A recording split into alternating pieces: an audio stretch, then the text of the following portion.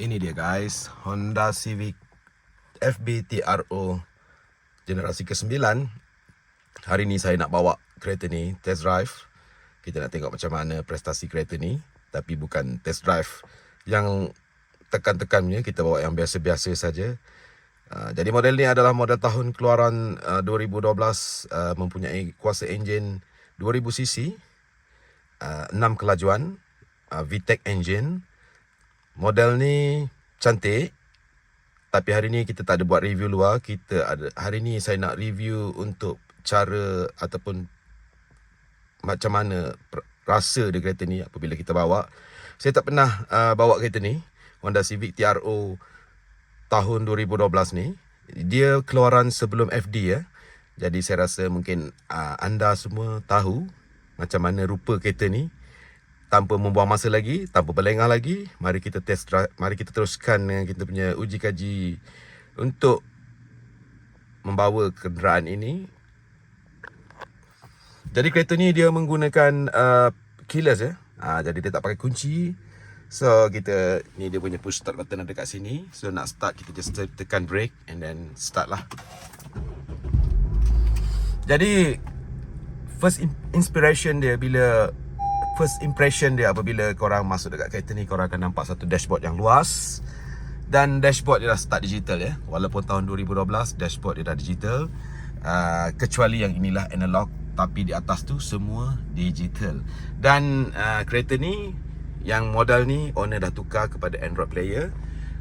Aircon dia aircon digital, kita just tekan-tekan dekat sini. Dan dashboard dia memang cantik ya. Kau tengok dia memang macam bawa kapal terbang sound system pun sedap. Jadi model ni dia dilengkapi dengan leather seat lah, leather seat. Door panel pun leather seat, dibalut dengan kulit.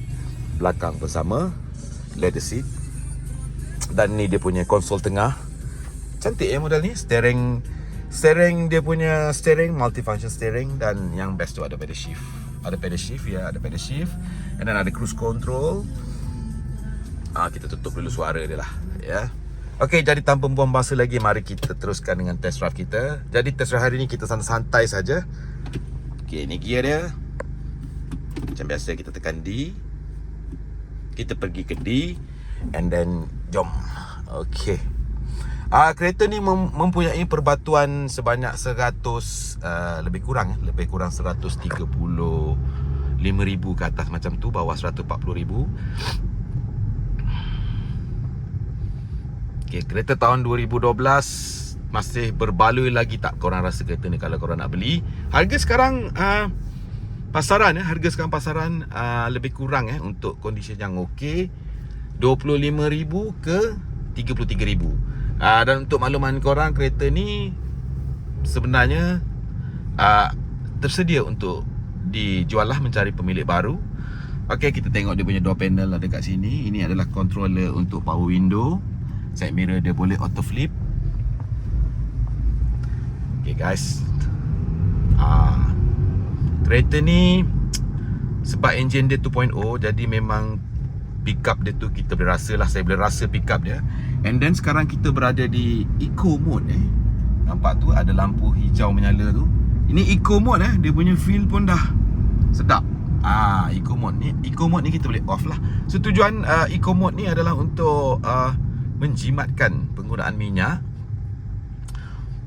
Okay, jadi saya dah pegang kereta ni lebih kurang 2-3 hari macam tu. Pada saya penggunaan minyak dia tak adalah kuat sangat. Okey, penggunaan minyak dia boleh pakai untuk kereta di bawah 30,000. So sekarang kalau korang ada duit 30,000, korang dapat kereta apa kalau nak beli kereta baru? Mungkin Myvi, Saga. Saya rasa pilihannya sangat terhad. Tapi untuk kalau korang tak kisah untuk membeli kereta terpakai, contohnya macam model kereta Honda Civic yang ni, saya rasa sangat berbaloi. Sebab korang dapat rupa, korang dapat kualiti, dan korang dapat satu yang kita panggil untuk maintain kereta ni, dia tak sukar dan dia tak memerlukan banyak kos lah. Sebab ini Honda kot.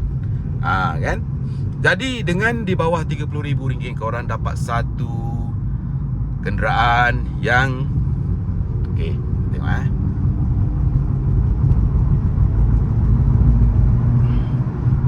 ini eco mode dia punya pergi saya boleh cakap memang okey.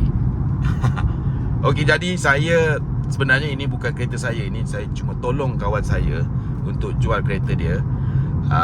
Jadi saya tolong promote sajalah. Jadi kalau tanya pendapat peribadi saya, kalau ada duit di bawah 30,000 nak cari kereta, tak mau pening-pening, tak mau hutang, ini adalah kereta yang terbaik untuk korang di luar sana beli. Bawa pun sedap, minyak pun okey, jalan jauh pun sedap, duduk pun sedap. Korang dapat satu model yang cantik, yang design dia pada saya tidaklah ketinggalan zaman, design dia okey. Jadi review kita santai-santai hari ni dah berakhir. Kita dah sampai dekat tempat yang kita nak pergi, saya nak pergi. Jadi semoga kita berjumpa lagi pada video-video yang akan datang. Okay, stay tune, teruskan menonton channel saya. Sekiranya korang masih baru dan baru jumpa channel ni, kalau korang nak bantu saya untuk growing teruskan grow terus untuk channel ni, korang bantulah dengan korang punya subscribe. Kalau rajin tu korang komen, korang share lah kat kawan-kawan kau mana, korang share pada kawan-kawan korang mana tahu yang tengah mencari kereta-kereta yang macam ni ataupun yang bajet macam ni tapi tak tahu nak cari model apa. Jadi bolehlah korang passing-passing dekat dia orang. Okay guys, jumpa lagi guys.